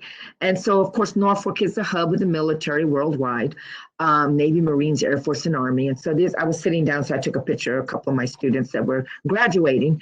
The front one, young man right there, and also the Caucasian guy on the back, and a couple more in the back, Alex Palomino and my other students that graduated from the ROTC program. This was a December graduation. So many of these schools, especially HBCUs, have 4-year programs, meaning that they will pay for your education and you get commissioned as an officer. You have so much time. Get away from there. You have so much time to, sorry, my puppy is doing a few things here. You have time to, be an officer and then get commissioned as I'm sorry, 4 years of university and then get commissioned as an officer, and they give you time to do that, but you have to do either 3 or 4 years. So we have a lot of students sometimes join. They may have a 2.8, 3.0 GPA, and they can actually went into the ROTC program. So you may want to look at that as well. Here's another scholarship that you may not be aware of, and they give out 2 grants. It's called the National Community Scholarship, Service Scholarship. It's AmeriCorps. AmeriCorps has been doing this for years. They give out 2 grants, and even though if you're a counselor or a parent that still has a student loan, you may want to volunteer where they can pay off your expenses. So there's a lot of opportunity, a lot of funding. So they give you 2 grants of $4,725. They used to give out $4,000. One of my students, Jamal Speaks, who's now a teacher at Dorsey High School in Los Angeles, he's out of Philadelphia. He used to get this. I said, what is, because I used to watch student accounts, and of course, all the money went through me, and I had to post it on their account. So I said, what is this scholarship, AmeriCorps? He said, oh, I volunteer at the Boys and Girls Club every summer, and they pay two installments of $4,725. So here's the website. If you're interested, you can do your research. Now, participants, that did change. It's 18 years old. It's no longer 17. And the reason why I know I just went into the website because I always try to update. I just haven't had a chance to update my PowerPoint. Okay, now we're going to talk about what the opportunities at HBCUs. There's a lot of opportunities. There's 107 that's being recognized now, and 20 of them are in the South Central states and the Caribbean. HBCUs represent 3% of 4,000 plus universities. However, they graduate up to 25% of all African American graduates annually. So the 2 states that have the most, I lived in Virginia, is Virginia 7 and North Carolina has 9. And also they offer a lot of internships and opportunities. Morgan State has a $28 million grant from the Department of Education to produce NASA engineers, scientists, and aviators. In February, in 2020, Maryland just won a $577 million lawsuit that will support 4 of the HBCUs in Maryland. So that's Bowie, Morgan State, University of Maryland, Eastern Shore, and I forgot the other school. But just know that they won this $577 million lawsuit, and they may have some additional funding for financial support for out-of-state students. They also, many of the schools offer a lot of paid internships, summer internships. There's money and merit aid for STEM majors. Also, the 1890, I have 6 students right now. Well, 2 just graduated. One's now getting her doctorate. But 19 land-grant schools like Tuskegee, the A&M schools, Florida A&M, FAMU, Tuskegee, Alcorn, Lincoln University, and many other universities, Prairie View. These are all land-grant schools that have an 1890 scholarship program if you're interested in going into the United States Department of Agriculture. Please don't just think, oh, to be a farmer, I don't want to work farm, or I don't want to work the fields, or whatever it may be that you're thinking. That is not true. This is about learning about USDA. USDA, you can major in Aggie business and work at a school district and manage the nutrition there. Of course, they feed the schools. Also nonprofit organizations. Also, you could be a food nutritionist or a food inspector if you want to do. There's so many, or if you want to be a doctor. I mean, there's so many different fields that you can go into with 1890. What do they cover? I'm going to tell you what they cover. They cover your tuition, room and board, books, laptop and printer, paid internship, and board in DC. And you're assigned to USDA sites. Let me give you an example. My student, Rajane, who went to Virginia State, she didn't want to go into USDA. She wanted to be a senator and fight for our farmers here in the Central Valley because we live in an agricultural place. And I said, why don't you major in business Aggie? She wasn't interested. And then finally, when I did talk her into it, she went to Virginia State, got a full ride. She lived in Washington, D.C. They paid for her room and board for the 6 weeks. And of course, she got commissioned here in Fresno here, and then also somewhere in Maryland. And then she, because she was in that program, Virginia Tech recruited her, offered her a full ride at Virginia Tech. Now she's getting her PhD at Virginia Tech. So, and I just wrote another letter recommendation for her to go to Guyana. So there's a lot of great opportunities here. So here's the website. If I was you, I think the deadline may already pass, but because of COVID, I would think because they have extended that deadline date to April, May. These are for seniors. I haven't called them, but they may. If you call them, ask them, did you, extend the deadline because of COVID? Because normally their deadline date is February 1st. I've seen it change, February 15th. We're just in March. So if they have, I would try to go see what programs they had to cover your full cost. So it's just a great opportunity. So that's just a website. Let me see here. Okay, so here you have all the 19 land-grant schools, okay? So Prairie View, Lincoln, like I mentioned, you got Langston, Florida A&M, Delaware State, Elkhorn, University of Arkansas, Pine Bluff. There's so many schools here that offer the 1890. These are the programs in the 1890. As you can see, financial management, forestry and related sciences. A lot of people don't know that. Yeah, up in the, like we have Yosemite National Park and Sequoia. You got agricultural economics. I mean, there's all kind of different various majors, and this is just a few.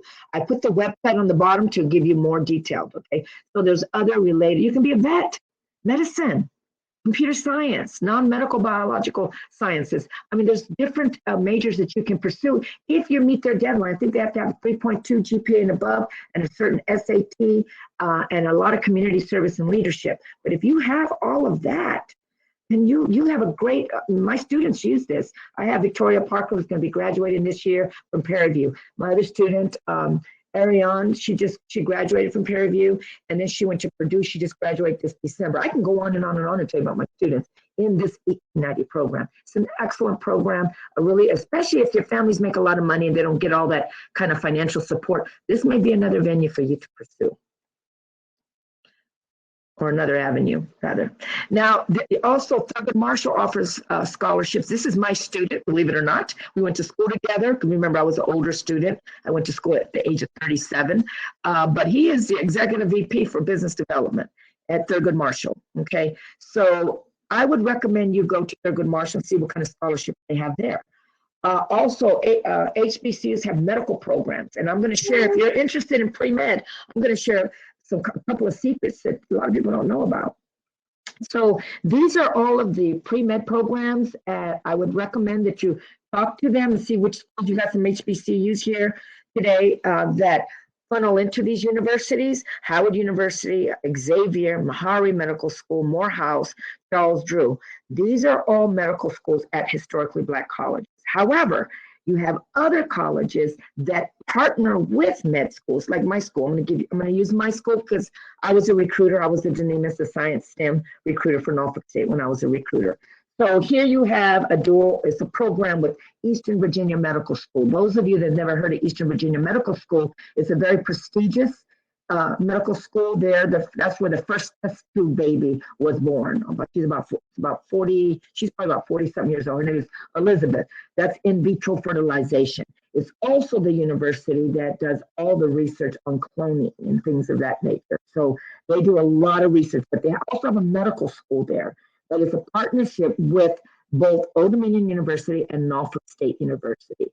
So these students, some of them may be on a Denemis scholarship. Like at my school, I recruited Denemis, offered them a full ride scholarship for 4 years. That's why I have 22 students that are physicians today. One of them just accepted a position, Yolanda Hutchinson. She just accepted a position at a hospital in DC as the director of clinical medicine. My other student, Sharkette Peterson, I recruited out of Houston, Texas, matter of fact. she won some competition on chemistry with, it had to do some with the heart. And then she got her PhD from South Carolina, Chapel Hill. And now she's in med school. So my other students, Courtney, she has her own family practice. And I can go on and on and on, tell you about my students in this program. And I'm going to go over another student that I recruited that is the first African-American astrophysicist on a full ride scholarship. So this is the key. If you look at the last line, not only do this program broadens the academic focus, enrich their undergraduate experiences, it relieves the stresses associated with applying to medical school, including waiver of the MCAT requirement. Yes. A lot of people don't know what. That's why sometimes a lot of students of color do not apply, but that's not just here. So like, for example, Norfolk State has a partnership with Duke University. A lot of my kids went to Duke, some went to Johns Hopkins, some went to Eastern Virginia Medical School, and some went to Harvard. So it just depends. Harvard has the same, FAMU has, AT&T, they all have this program and related when it relates to these higher tier universities. So I'm just giving you an example of what I know because I was a recruiter, so I'd rather talk about something I feel more comfortable about. But I can honestly say that many of the other HBCUs have something such as this or comparable to this. It's the same thing, sorry. You can tell I'm tired. I've been talking all day. So here's my student, Dr. Gerarda Iser. You can Wikipedia her. Norfolk State University. She was in the DeSorts National Institute for Mathematics and the Applied Sciences. It's called Denemis. My soror, I'm also a Delta. My soror is the director of that program. So these are schools that offer great programs. And she studies hyperactive supermassive black holes in space. Okay, the speed of light. Creates particles, jets moving nearly to the speed of light. So, that's so advanced. That's not my cup of tea. But she's a really smart cookie to know about that and to be the first African American with a PhD. But her foundation was from Norfolk State and HBCU from Yale University. So, okay, community service. We're going to get down to the scholarship in a minute, but I just want to kind of educate you in a lot of areas that a lot of students are not aware of. Community service scholarships is the most that you can get community service. If you have not conducted any community service, I highly recommend you do that. If you're not, of course, a lot of people are not able to do that COVID, but you may want to be a tutor. Ask a school, hey, does anybody need a tutor? There's ways that you can offer your services, especially if you're good in math and reading, history, whatever it may be. You can contact a school that may be a Title I school. When I say Title I school, poverty-stricken communities that receive additional aid, but you may want to give back to your community by volunteering your services and maybe be a tutor. Call the principal. There's different ways that you can do that and offer your services, and then they can write you a letter of recommendation for giving back to your community. You're a global citizen. Okay. Leadership is different from community service. What we find, a lot of students want a lot of free money. I'm talking about full rides, and when you have to have leadership. Not only community service is leadership. When you want full ride scholarships, and what is full ride scholarships? Well, leadership's involved in that, and so you have to have. Sorry, I'm doing two things. Someone's trying to get my attention, so I have to tell them to stop bothering me. Sorry. Leadership opportunities are very important when applying for scholarships. So if you don't have a leadership under your belt, this is what I've told some of my students, and hopefully it may work in your community, may not. We have something called here in Fresno called the Marjorie Mason Center for Battered Women, where women go where they've been, a lot of domestic violence, and they've taken their children there, and a lot of them don't have clothes, they don't have cell phones, they don't have anything. So some of my students have taken charge. One raised too many phones. I think she got like 300 and something phones. Yeah, she started created a flyer, had some students help her. She led it. She collected cell phones. Because cell phones, even though they're old, you can still dial 911 for the Marjorie Mason Center. It was on the news and all of that. So, and that was something she just created because she didn't really have anything under her belt because she was so focused all on her academics and she did conduct community service. She did never led anything. And so she got a few students together. And of course, they got community service, but she got leadership because she put the program together and raised, I think, 310 or 15 cell phones for the Marjorie Mason Center for battered women. So they have someone to contact just in case they're in danger. So that's just a thought. Or you can do collect coats. Everybody collects coats for young children, which we have a lot of people doing that. But we don't really have much, I noticed, not too much for the homeless. You know, collect blankets and jackets or whatever, or shoes, and, you know, give them to the homeless. You know, partner with an organization that's doing that. Say, you know, I would really like to volunteer in my community and help the less fortunate. And so they can write you a letter of recommendation on leadership. And you can get a few students together. That's all leadership, just in case you don't have that under your belt. It looks good on your college application for scholarship eligibility, but it also comes across as a well-rounded person. I'm going to be honest with you. Before I went to college, to Norfolk State University, and that's one thing about HBCUs, they really embed that in your heart. It's embedded in my heart and in my mind and my spirit. And so that's all I do. That's what I'm here today talking to you. I'm volunteering because I want to change lives. It makes you feel good. It makes you feel like you gave something back to your community. It also lets you try out careers. Volunteering is in a specific field will let you know if you really want to do that. Because you know what happens? Many times students go to college, and a lot of them, if not half or most of them, they change their major 2 or 3 times. That's a waste of time, waste of money, and waste of energy. So you want to kind of feel out different things and volunteer in the area that you want to pursue a career path in to see if you really like doing that. Because I have had a lot of students, I want to be a vet, I want to work with animals. But as soon as they get a little volunteer job at SPCA, they say, oh, Dr. Rodriguez, I don't want to do that. I say, why? Oh, I don't think I can. Some of the animals, they smell and this. Okay, you have to know what you want to do. Everybody loves animals. That's why they want to be vets. But do you know the behind the scenes? That's what you need to know in your careers. When you're applying for scholarships, sometimes they're giving you that scholarship because of that career. So you want to make sure that you have everything in place and you know exactly what you want to do. Okay. And it's just American tradition. No matter what your talents are, there's unlimited ways for you to serve your community. Now we're going to talk about a little bit of types of scholarships. Now this right here is from the CAPEX. You got Target giving out scholarships, if you didn't know that. So Target awards over 600 all-around scholarships each year, including only one $25,000 scholarship, okay? But they give out different types of $1,000, $5,000 scholarships, but one $25,000 scholarship. So 600 is a lot of scholarships Target gives out. And I'm sure there's Targets in your community.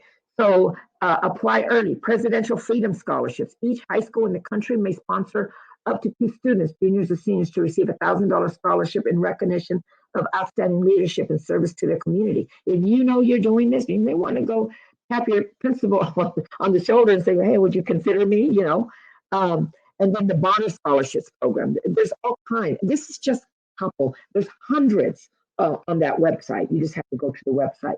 And then you want to have to know what type of scholarships. Palo also gives you out scholarships. Here's another website you can go to. Create an account. Sometimes they travel with us here in California. I know that they were with us in Sacramento and at the Black College Expo in LA. And literally, they give out a lot of funding. So you may want to contact them as well, create an account. Okay. Also, I have mine here that I work with because I'm also an Elk Lodge. I'm with the Elks, and we give out local scholarships. But the Elks Lodge nationally gives out $3.5 million. So you may want to contact your local Elks or go into their national website and look up scholarships. There's a lot of scholarships there. Also, your school district. I know our school district, we gave out $118,000 worth of scholarship. I donate $50 every month. It comes right out of my paycheck for a student. I don't know who it goes to. I mean, we know who it goes to, of course, but in particular, the exact person. No, I just donate $50 a month, And of course, we have 10,000 employees, so it has grown to 118,000. We give out 60 scholarships. I think 60 or 62 scholarships last year.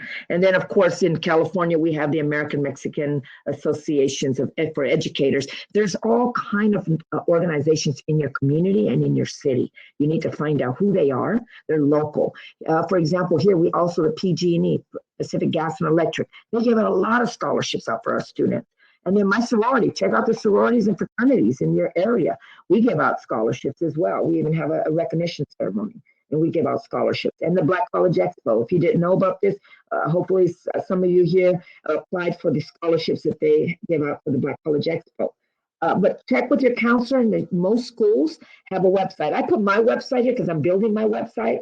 So the CCR is a Fresno Unified website, and it's just some of the things that I put in, on our website for our California kids.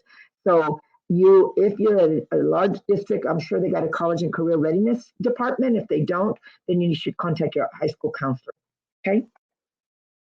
Now, this is a real special one for you ninth graders, all the way to 12th grade, of course. It's more micro scholarships. They're small scholarships. They've been around now for maybe, I would say 6-7 years now. But I really find that still, I find a lot of schools and counselors are not even aware of Raise Me. And that I'm just like, what? You should know about this because you have to make sure you educate your students and let them know, well, I leverage resources. And so we want to make sure that we leverage these resources for our students because our parents cannot afford to pay. And if it's a student that's not getting a full ride scholarship or still have to pay out money out of pocket, and also allows you to try out schools, you can earn these micro scholarships. And let me show you how it works. Create an account, of course. And these micro scholarships are based on attend a college fair. Well, you did. So there's 195 colleges. I'm sure there's more because this is like 3 years old, this slide is. The range, micro meaning small, is anywhere from 5 to 2,500, depending on the school. So you start accumulating a bank at that school that's offering you that scholarship, and then you also learn of the various scholarships.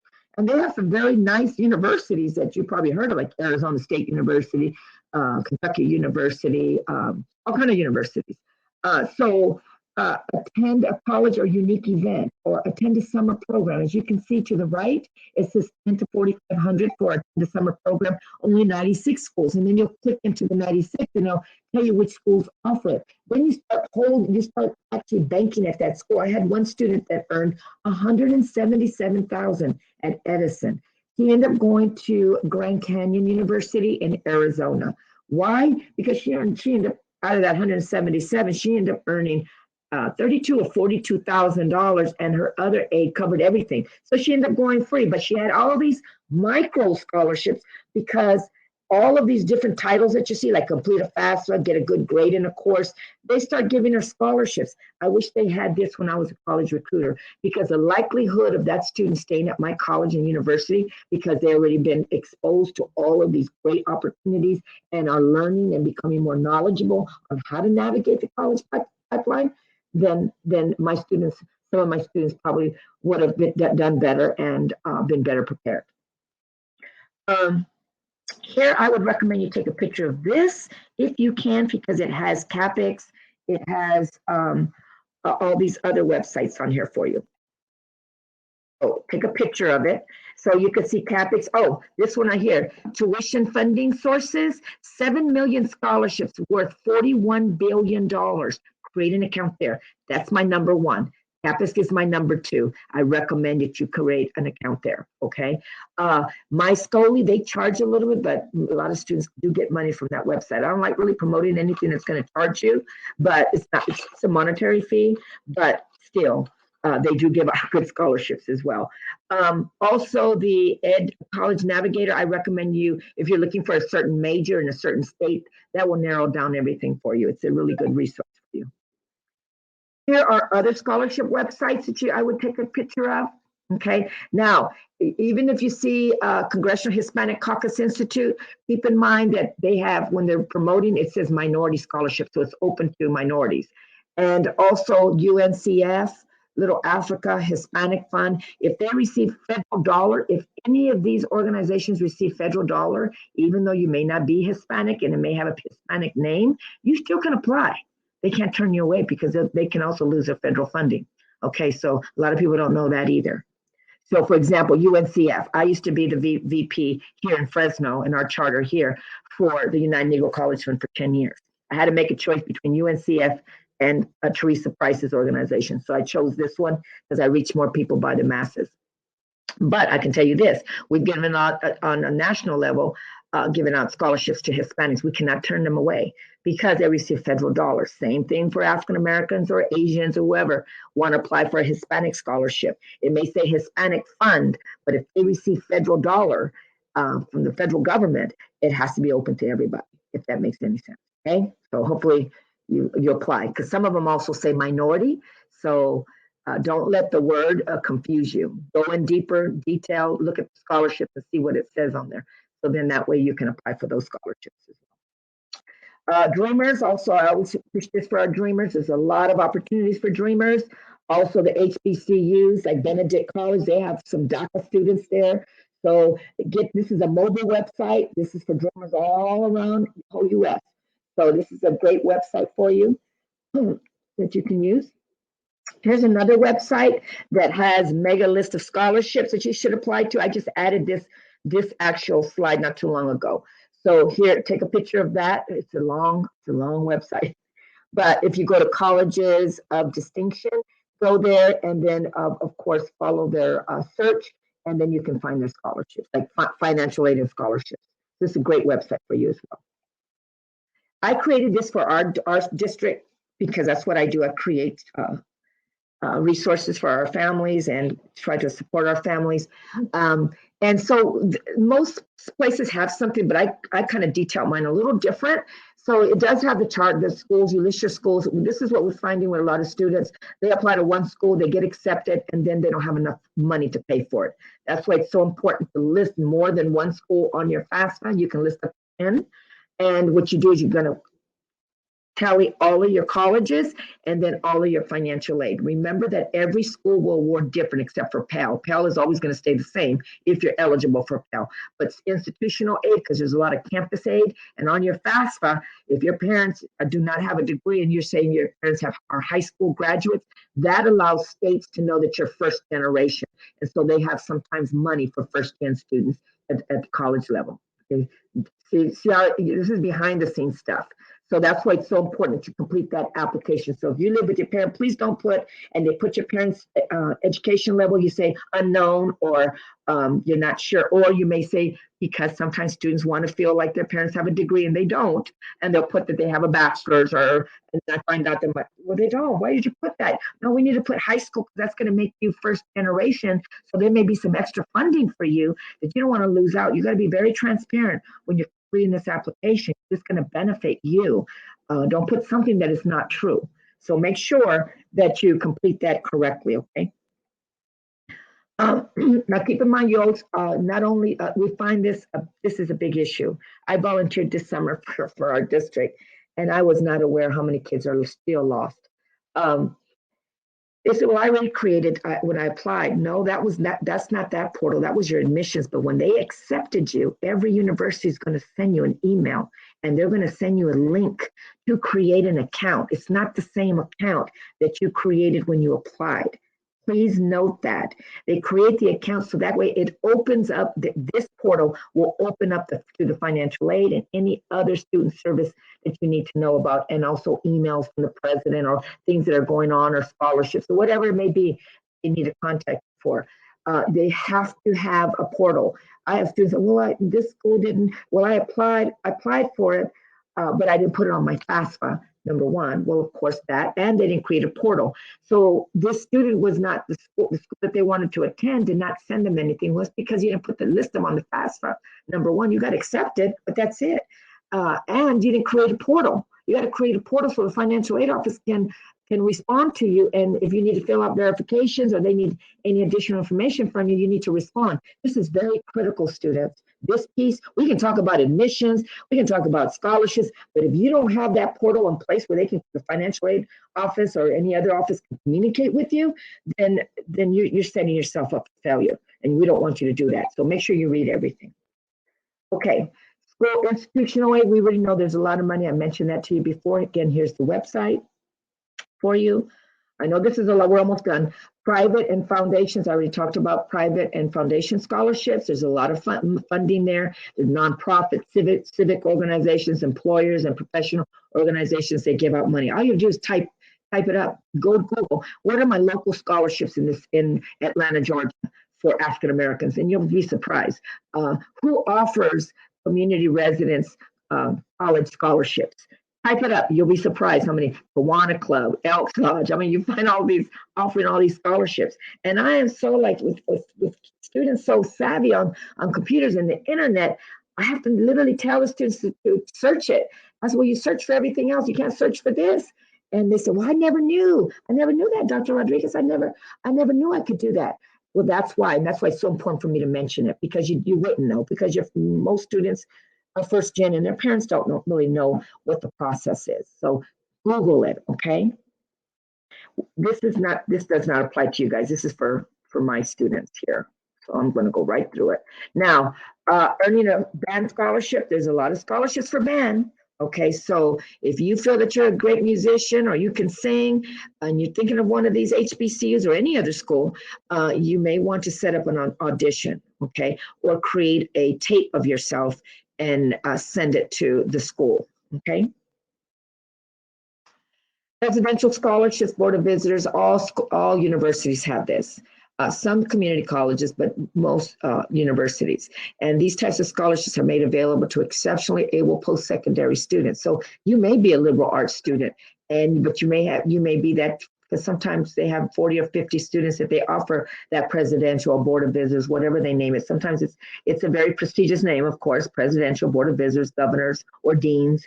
They do have scholarships for those students. And this is what I mentioned earlier about the tuition remission. We went over that. Here are some great websites for you. Here's the Raise Me website for the 9th graders, 10th graders, 11th graders, even 12th graders if you have time to create an account. Khan Academy, if you have a deficiency in a certain discipline, meaning in a certain course that you may be struggling in math, I'm going to be honest with you. I'm in my second master's. Stats is not my cup of tea. If it wasn't for Khan Academy, I don't think I could have been able to pass my stats. I'm a straight A student, but when it comes to numbers, I'm just not a mathematical person. I learned my math late, but I know it takes repetition. If I learn something now, I'll learn it for that day. If I practice for that week, but give it to me 2 weeks later, I will not. I don't remember it. But stats, the Khan Academy helped me. So it helps you all the way from, I think, A all the way to 16, grade 16. So if you're struggling in certain math problems, you can go there and you can rewind a video and you take a test, and then they'll send you the areas that you need to focus on. Then they have videos for that area. It's a free resource. So use it. Not only that, College Board has partnered with them. So when you're taking the actual SAT, it's questions from the Khan Academy. So learn as much as you can. And that's for students that are freshmen, sophomore, that will probably have to take the SAT and ACT later when COVID is over, okay? So, but these are great websites for you. Be prepared to ask questions. Your field of study, what is your passion, small or large, urban or rural, private or public? You need to know what you want to do. So these are some of the thoughts that you need to kind of just sit down with your parents, discuss with them, because they're going to be your strongest supporters. And of course, you have to have their support to be able to achieve when you go out of state, if you decide to go out of state. Also, what's the cost? What type of scholarships, on and off? You're going to have to do a student-teacher ratio. You're going to have to do some research. Do you want to be part of any organizations? I recommend, if you're going to be part of fraternity sorority, I didn't do it on the collegiate level. I did it on the grad level after I got my 4 years, because I needed to be in school. I was working 40 hours a week. I was a single mom of a special needs child that I adopted from one day old. It was very hard for me, but I majored in special education, dual psychology. I excelled. Why? Because I wanted to help my son that I adopted. I didn't understand. I only had a GED, 11th grade education, 1.1 GPA. I educated myself, but I was passionate in my major because that was my drive to help my son. And because of that, that's why he's high functioning. and he's schizoaffective. They named him all these different labels. And I'm the one that did all the research and told the doctor what kind of medication he should give my son. Now he takes injections. So, that's how you learn, right? So, and I'm saying all of this for a reason. When you're picking a major, make sure it's a major that's going to stimulate your mind and your spirit, that you really want to do that. Do not major in something like, well, it's because I want to make a lot of money. You want to get up every day and want to go to work, because when you go to work and you love your job, you're going to do well and you'll move up. But if you're going to a job where you dread it, and some of us can relate to that. Oh, I don't want to go to this job. Oh, I'm tired of it, this, that, and the other. It's because sometimes, you don't have that education. And then sometimes you do. Just sometimes you got to change around. But I'm fortunate that I work around some solid people and good people. So that's my motivation for the day. Also, create an Excel. This is the last slide, I think. Create an Excel for yourself. Funding name, because you're going to find scholarships in newspapers, magazines, word of mouth, email, websites. So you put it all in one place, and keep in mind there's going to be a timeline for you to apply. If you don't get it this year, you can get it next year, right? So that's just a little food for thought. Okay, these are some of my students at different tours, of course. This young man already is a master's. This is my nephew, just graduated. Most of these kids all graduated already. Half of them from HBCUs, a couple of Ivy Leagues. This is a young girl right here. This is my student who, I don't know if you can see her, but I have the little key around her face, little pointer here. She's pursuing her doctorate currently at Virginia Tech. She was on a full 1890 scholar, and also I just wrote a letter for her to go on another grant to go to Ghana. So these kids are high achieving students, great students. There was a couple who went into the military. There's this other CJ right here, went to Morehouse. So I just wanted to share that with you. I'm done. I know it took a long time, but it was a lot of information, and I'm going to stop sharing. If you have your email, let me see down here. If you have your email, I would recommend that you put your email here. So I'll have someone, Shedley, okay, I like that. Instagram.com, scholarship money for students. He provided an email as well. So are there any questions? I gotta get going. Any questions? None?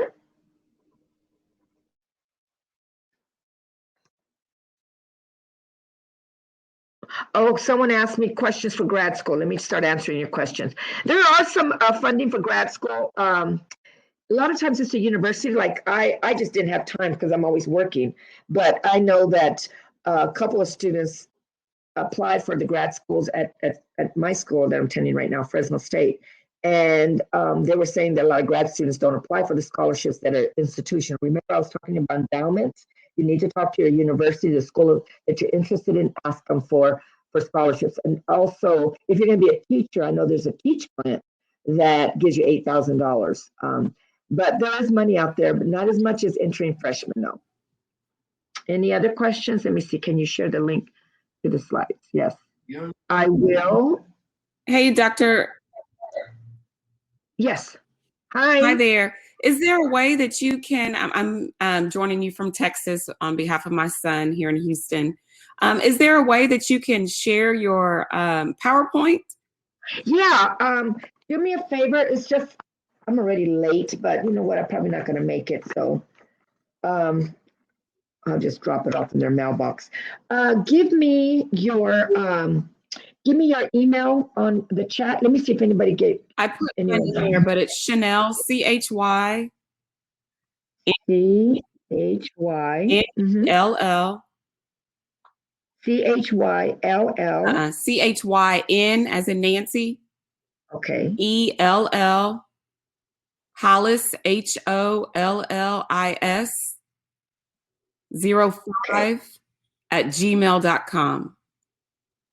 Chanel Hollis 05 @gmail.com.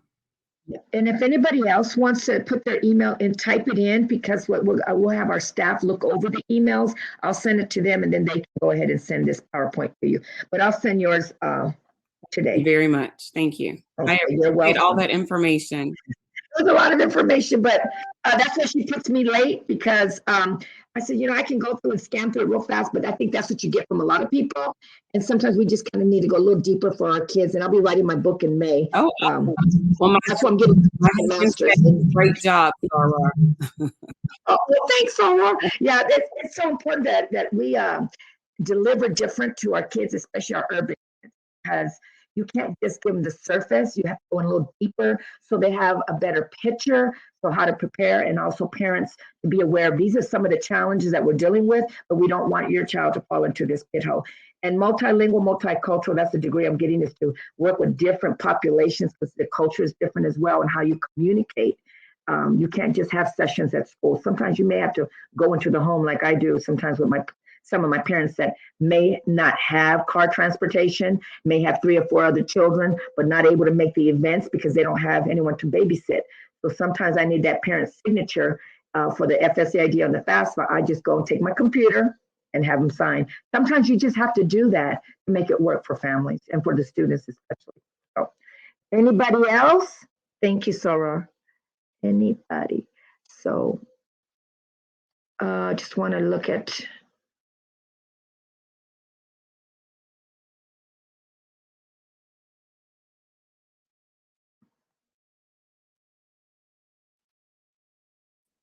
Okay, I think that's it. Okay, let me see. Dr. Rodriguez?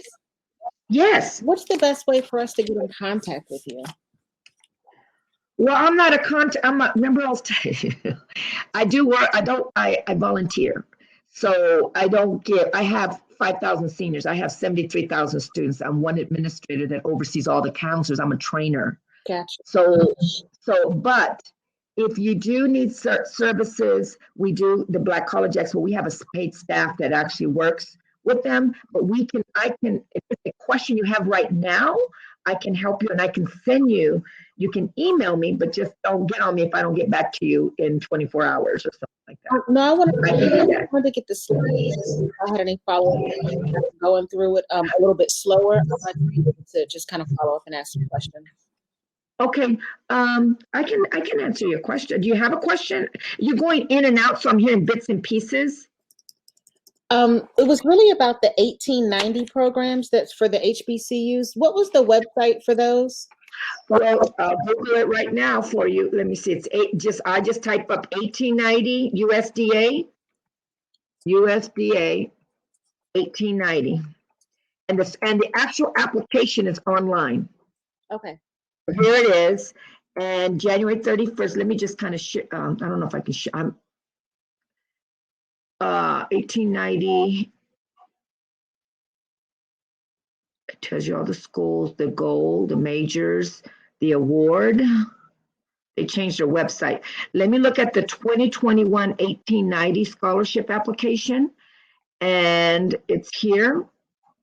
I'm going to download it, and you can actually do it yourself, or I can email it to you as well, but I can't promise I'll do that tonight. That's okay. But I'm trying to look at their deadline date. Are you on a computer right now? I mean, can you go to USDA 1890? Yes. Okay. And on there, do you see the link, the one that says, let me just, I think it's the first one, USDA 1890 National Scholars Program, USDA? Link there. And I'm going to show you how to get the application. So you see a young men, young ladies raising their right hand, right? On the main screen, their homepage. Yes. Okay, scroll all the way to the bottom. I'm going to show you. You'll see all the schools for the 1890, the goal, the award, blah, blah, blah. And then you get down to the 2021 USDA 1890 National Scholars Program high school application. Yes. Okay, and then they have one for college application, and then they have a program overview. So as you can see, all materials must be postmarked by Sunday, January 31st for these seniors today. However, as I mentioned before, I would still call them and ask, that you just heard of the program. Is there any way that they have an extension, or just ask them? There's nothing wrong. All they can say is no, right? Okay? Got it. Hopefully Okay. that helps you. Thank you. And let me see. Any other questions? Let me see, Instagram.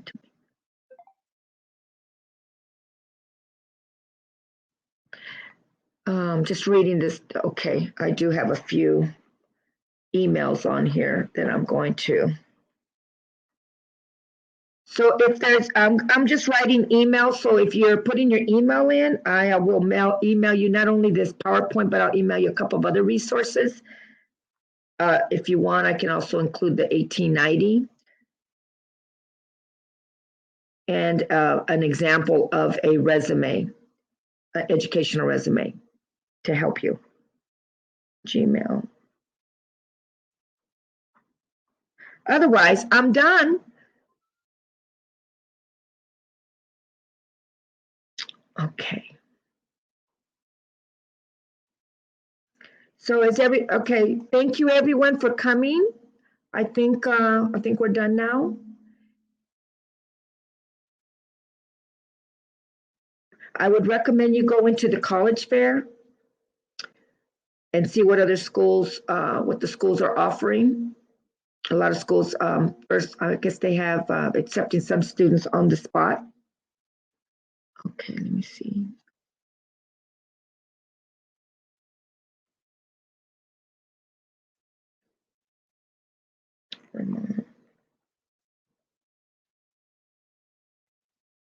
I'm going to close my camera. Okay, RAMDADAGIL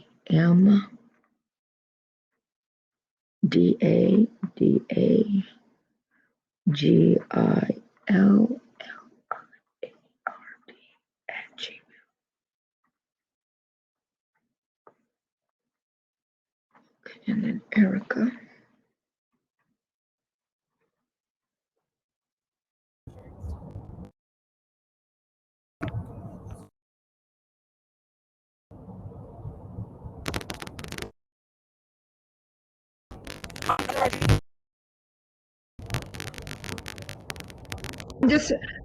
I'm done with the presentation, but if you have any questions, I'm just writing down these emails.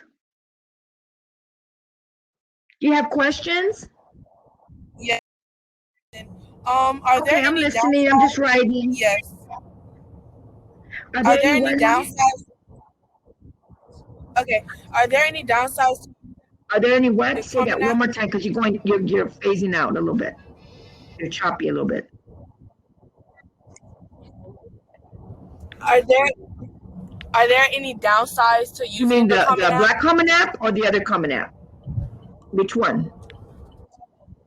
Well, they're both different, so they're totally Both. different approaches. Both. So the downsides, the Common App is a good application if you're doing the Black College app. A lot of the schools will accept you on the spot also in this College Expo, and they will give you a fee waiver. But the Common App, if you apply far in advance, it's an advantage because you only pay one fee of $35, as I mentioned earlier, and you're applying to 54 schools.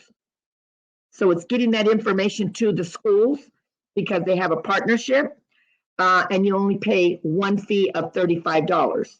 Now, some schools still require for you to pay, of course, the application fee, right? And then some do not. But the Common App is a really great resource. Now, the other Common App, you may be paying a lot of fees, like 75 here, 50 here, 75, it adds up. And that Common App, you have to go through that Common App to apply for the Ivy Leagues and other schools like that. That's the requirement. Okay, thank you. You're welcome.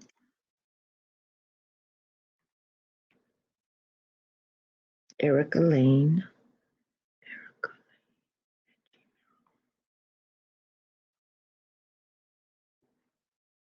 Cover.